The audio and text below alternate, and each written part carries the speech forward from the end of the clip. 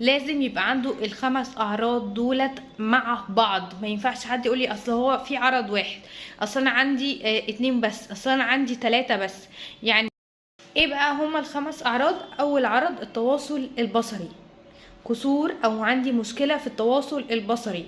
وفي فرق بين كسور في التواصل البصري، او ان الطفل بيطنشني، او ان الطفل عنده تشتت انتباه، اصلا عنده كسور في الانتباه فهو ما بيبصليش، مش عنده مشكله او كسور في التواصل البصري. دي حاجه. تاني حاجه ان انا اكون عندي كسور حسي، كسور حسي. تمام. ولازم ابقى فاهم يعني ايه كسور حسي. نتج عنه ان انا عندي لزمات، مش ان انا عندي لزمات بسبب كسور حسي في حاسة من الحواس. تمام. دي حاجة. تالت حاجة ان انا عندي كسور في اللعب، مش ما بعرفش العب. في فرق بين ان انا يبقى عندي كسور في اللعب، وفي فرق بين طفل مش عارف يلعب. تمام. رابع حاجة ان انا عندي تأخر لغوي. وخامس حاجة ان انا يكون عندي تأخر في التفاعل الاجتماعي. طيب يعني ايه؟ اول حاجة ان انا عندي كسور في التواصل البصري. يعني انا بتجيبني يمين تجيبني شمال، انا مش هبصلك ومش عايزه ابصلك وببعد عيني عنك. تمام. انما في طفل اصلا بيبقى عنده تشتت انتباه، فالطفل ده اصلا هو من عشان سمع التلفزيون او مشغلين حاجات كتير او في دوشه، هو الطفل ما بيبصلكش. تمام. او هو مش قادر يعني ايه، هو سامع كل الاصوات اللي حواليه على انها دوشه، هو مش سامعها اصلا. تمام. هو مش قادر ياخد مثير ويستجيب للمثير ده، لا هو كل المثيرات بالنسبه له دوشه، ما بيقدرش ينتبه الا لو انا قفلت كل حاجه وناديت عليه فيبدا يرد عليا. تمام. او ان الطفل سامعك ومطنشك لان انت اصلا انت بتنادي عليه وخلاص، او هو مفيش مصلحه او مفيش احتياج ان هو يبص لك، بس لما يبقى في احتياج هيبص لك وياخد منك احتياجه ده. يعني بمعنى الطفل لما بيحاول ان هو بيبقى عايز يرضع او جعان او كده او كده، بتلاقي الام تقول لي هو ما بيجيش يبص لي او ما بيبقاش محتاجني الا لو هو محتاج ياكل مثلا، او هو محتاج ان انا اجيب له حاجه فيجي يبص لي ويشاور على الحاجه، او يجي يبص لي ويبص على الحاجه. نعرف ازاي الطفل عنده تواصل بصري او لا؟ هات حاجه هو بيحبها قوي قوي، وابدا ان انت نادي عليه وقول له زبادي مثلا، هو بيحب الزبادي. او ان بابا يبقى داخل وهو عارف ان بابا بيجيب معاه الحاجه الفلانيه الحلوه قوي اللي هو بيحبها. او جوعي الطفل قوي. تمام. وقولي له يلا عشان ناكل. تمام. وشوفي الطفل هيجيلك ولا لا، او امشي قدامه وشوفيه هيبص للحاجه اللي في ايدك ولا لا. لو عمل كده يبقى الطفل بيتواصل بمزاجه، الطفل بينتبه بمزاجه. لو ما عملش كده اعرف ان احنا عندنا مشكله، يا اما تشتت انتباه يا اما انا فعلا الطفل ما بيتواصلش بصريا. تاني حاجه بقى ان انا يكون عندي كسور حسي. يعني ايه كسور حسي؟ انا دي حاسه ودي حاسه ودي حاسه. تمام. اللمس حاسه والشم حاسه والتذوق حاسه. تمام. وفي الحس الدهليزي اللي هو التابع للحركه والتوازن. تمام. فالحواس دي لما بيكون عند الطفل التوحدي بيبقى فيها مشكله. ليه؟ لان هو التوحد معناه خلل عصبي، خلل في الجهاز العصبي. لسه الابحاث شغاله على ان هي تعرف ايه الخلل ده، او الخلل ده شكله عامل ازاي او في اي مكان. بس هو خلل عصبي، خلل في الجهاز العصبي بيخلي في خلل في المعالجة اللي داخلة للحواس دي، وفي نفس الوقت ده رد فعل الحواس. فبالتالي انا يعني بنشبه الخلل الحسي ده بايه؟ بان هو زي عارفين السلوك لما بتلمس في بعضها، او الدوشه او الخيوط اللي داخله في بعضها، فهو بيبقى دماغ الطفل التوحدي بتبقى عامله كده. فبالتالي استجابه الطفل يا بتبقى بطيئه قوي مش موجوده، ممكن ما تبقاش موجوده للحاجه، او استجابتها سريعة وقوية جدا لدرجة ان هي مؤذية للطفل. يعني يعني مثلا بتلاقي الطفل التوحدي ممكن طفل يتلسع وما يحسش او يعيط بعديها بمدة او بفترة، تمام؟ او ان انت تفضل تنادي تنادي تنادي تنادي والطفل بعد كده يبدأ ان هو يبصلك، او ان الطفل مثلا يسمع صوت فتلاقيه عمل كده، تمام؟ ليه؟ لانه الصوت قوي جدا، او تحس ان الطفل يعني منزعج من صوت طبيعي بالنسبة لنا. ليه؟ لان هو حاسة السمع مستثارة عنده جدا، فبالتالي هي الصوت اللي واصل لنا عادي هو واصل له كأن حد واقف جنبه جايب مكبر صوت وبيصوت في ودنه، تمام؟ فده الكسور الحسي. فالكسور الحسي ده بيعمل ايه؟ بيخلي الطفل ممكن يبقى لابس حاجة، تمام؟ اللبس اللي احنا بنلبسه العادي هو لابسه، بس هو يعني عنده حساسية او متحسس منه قوي، فده مضايقه. او ان هو شايف بعينه حاجة، الحاجات اللي انا شايفاها عادية او انا شايفة الاوضة متروقة، هو شايف ان فيها حاجات كتيرة جدا، فهو مش قادر يتحمل الحاجات اللي هو شايفها، فهي موتراه ومضايقاه. كأننا احنا العاديين قاعدين في مكان مش متروق مثلا، مع ان بالنسبه لنا المكان مترتب، بس هو بالنسبه له لا، في دوشه كتيره، فتلاقيه مهايبر ومتضايق وهو عمال يعمل حركات غريبه. او ان انت مثلا تيجي تاكله اكل تحسه ان هو لا ومتضايق ومش عايز الاكل دوت ومش عايز ياكله. ليه؟ لان هو يا اما حاسس بان هي ريحته نفاذه قوي، فهو الريحه بالنسبه له مش حلوه مش لذيذه، او الطعم بالنسبه له بيلسعه مثلا في بقه، طعمه حراق زياده عن اللزوم مع ان هو ما بيحرقش، طعمه مستفز بالنسبه له او مش مستصاغ. فعشان كده هما بيبقى عندهم الانتقائيه في الاكل، ان هما ليهم اكل معين او ان هما بيحبوا ياكلوا اكلات معينه. حاسه السمع عندهم دايما بيعملوا كده معظمهم، لان في اطفال فيهم بتسمع صوت المواسير، في مواسير المايه اللي ماشيه في الارض، ودي حصلت قدامي وشفتها.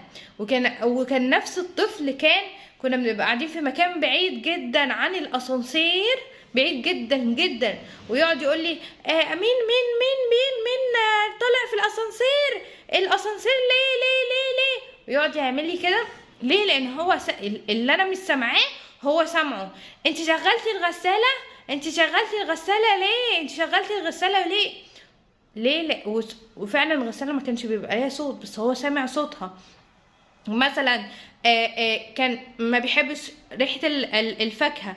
ليه؟ لان انا مش عارفه هو شامم ريحه الفاكهه ايه، تمام؟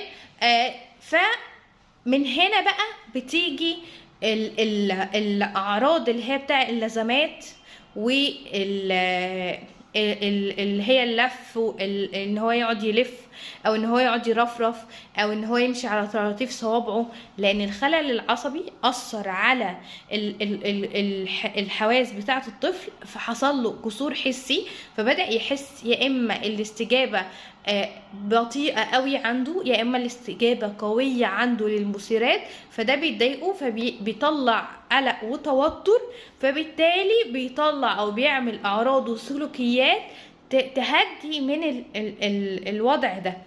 فالكسور الحسي بينتج عنه مشاكل سلوكيه زي اللزمات، زي ان الطفل يعيط كتير ويصوت كتير وانا ما ببقاش عارف، زي ان هو يبقى عنده نوبة من العياط مستمرة. وفي فرق بين نوبة العياط عند الطفل التوحدي، لان هو في دلوقتي خلل عصبي شغال، او في حاجة عصبت الطفل قوي ويعني خلته ان هو مش قادر يستوعب الحاجة اللي قصاده. وفي فرق بين ان الطفل العادي هو بيعيط واول ما بنزله الشارع بيهدى ويسكت وخلاص، تمام؟ الطفل التوحدي ما بيهداش غير لما هو بيهدى لوحده لما الخلل اللي جواه او الاستثارة الحسية اللي حصلت بدأت ان هي تهدى. عشان كده يعني بيحتاجوا لتكامل حسي وتهيئة للبيئة بتاعتهم، وان احنا نعرف نوع اللبس اللي هم بيحبوا يلبسوه، وقد ايه درجة الصوت اللي بيحبوا يتعرضوا لها، وايه الروائح اللي بيتضايقوا منها، وايه الاكل اللي بيحبوه. وما بنتعاملش مع اللازمات في الاول مع التوحد علشان هي بتقلل القلق والتوتر. تمام كده عرفنا تاني نقطة. تالت نقطة اللي هي كسور في اللعب. الطفل التوحدي هو اصلا من كتر الدوشة اللي في دماغه ومن كتر الخلل العصبي اللي عنده هو بيحاول ان هو يستخدم اي حاجة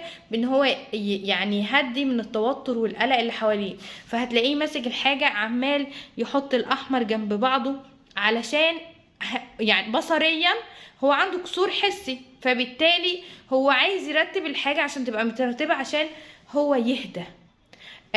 مثلا تلاقيه عمال يرمي الحاجة ويخبطها عشان هي مضايقاه بصريا. تمام. او ان هو عمال يلف الحاجة لان هي دي بتقلل من التوتر والقلق عنده. تمام. حتى اللعب بتاعهم بيبقى على شكل لازمات او على شكل ترتيب او كده، عشان ده بيقلل من الكسور الحسي اللي عندهم. تمام. طيب الطفل بقى اللي ما بيعرفش يلعب ده، الطفل لو علمته يلعب ازاي او لعبت معاه او لقى اطفال بتلعب هتلاقيه هو راح وقعد، مش شرط من اول مرة، ممكن مرتين 3 4 10، بس هتلاقيه راح قعد لعب معاهم، او حتى بدأ ان هو ياخد الحاجة بتاعته ويبدأ ان هو يلعب زي ما هما بيلعبوا حتى لو لوحده.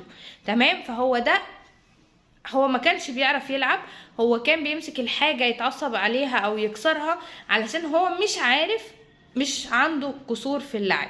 تمام. دي حاجة.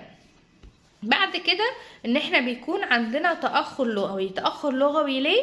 علشان احنا عندنا كسور في مهارات الاساسية اللي هي التركيز والانتباه، عندنا كسور في الادراك، عندنا كسور في الذاكرة، عندنا كسور في الفهم وتنفيذ الاوامر، عندنا كسور في التقليد اللي هو جزء كبير قوي من اللغة بتاعتنا. فبالتالي هو عنده مشكلة في اللغة، فهو مش عارف ان هو يقول او يتكلم، زائد ان الخلل العصبي اللي عنده مخليه هو مش فايق. لو حد فينا عنده اكتئاب ما بيبقاش قادر يتكلم، فتخيل ده هو عنده حرب في دماغه، خلل عصبي، في حاجات بتخانق مع بعضها جوه هو مش قادر ان هو يفهمها. تخيل الطفل ده هيقدر ان هو يتكلم ويعبر؟ غير بقى ان الطفل انعزل عن البيئة بتاعته وعن التفاعل البيئي او ما تحطش مع اقرانه، فبالتالي ظهر عليه علامات التأخر اللغوي بسبب حرمان بيئي. انما الطفل التوحدي هو اصلا اساسا لو حتى حطيته في البيئة الطبيعية بتاعته او مع اطفال او كان متواجد مع اطفال هو بيسحب نفسه، لان جو الدوشة والاطفال ده هو اصلا ممكن يكون بيضايق حاسة السمع عند الطفل، فبالتالي هو مش قادر يقعد في المجتمع ده. هو متعصب من كتر الدوشة بتاعت الاطفال، هو الصوت عالي بالنسبة له فمش قادر يمسك نفسه، فبتلاقي حالته دايما تسوء واللازمات تزيد. مع اطفال التوحد مش بتقل لو حطيناه في مواقف تفاعل اجتماعي في الاول، لان هو مش هيقدر يتحملها، مش هيقدر يتحمل الريحة اللي بيشمها، مش هيقدر يتحمل الصوت اللي بيسمعه، مش هيقدر يتحمل اللمس حتى، او ان هو يكون بيحب اللمس والاحضان واحنا سايبينه مثلا. طريقة لعبه هتبقى غريبة وفي وسط الاطفال، هو مش حابب الدوشة والشكل العام بتاع الاطفال، لا هو مش عايز ده، فبيبدأ ان هو ياخد نفسه ويبعد في اكتر حتة فيها هدوء. بعد كده التفاعل الاجتماعي، الطفل ده اصلا هو ما عندهوش رفاهية ان يبقى فيه تفاعل اجتماعي. ليه؟ لان هو اصلا في حرب هنا، فبالتالي هو اصلا يعني هو بينسحب من المواقف الاجتماعية عشان هو مش قادر يعمل ده. يعني الناس اللي عندها اكتئاب، تمام، هي متبقاش قادرة تقعد في وسط ناس بيتكلموا كتير، في وسط ناس في حفلات، في مش عارف ايه، هو مش قادر. فهو برضو الطفل التوحدي والخلل اللي بيكون عنده هو اللي بيمنعه غصب عنه انه يتفاعل اجتماعيا. تمام. وبالتالي هيجي هنا الرد على سؤال عادي لو الطفل اتشخص غلط وحطيناه في مواقف اجتماعيه، او وديناه حضانه، او انا وديت طفل توحدي في حضانه وهو عنده 2 3 سنين، او انا اول ما اكتشفت ان هو توحد فانا وديته حضانه. ليه؟ لان هو لو